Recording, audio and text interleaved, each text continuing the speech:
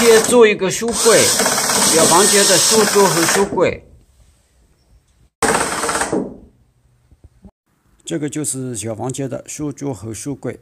左侧这一排是矮的书柜，利用的是墙角这个柱子的宽度做的。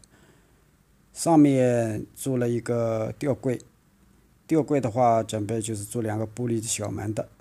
上面桌子上做3个秋斗，准备做一下3个抽屉，准备用这块板做。